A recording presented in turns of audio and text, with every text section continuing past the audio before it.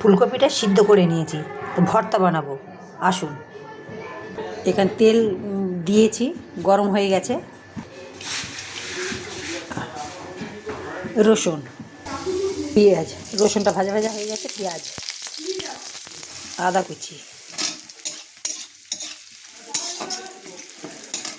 কাঁচা লঙ্কা কুচি,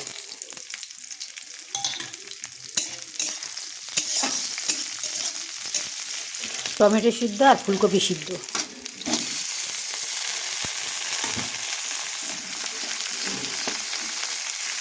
একটু লঙ্কার গুঁড়ো, হাফ চামচ হলুদের গুঁড়ো, হাফ চামচ স্বাদ মতো নুন। ফুলকপির ভর্তাটা এই দেখুন এরকমই হয়েছে। ধনে পাতা,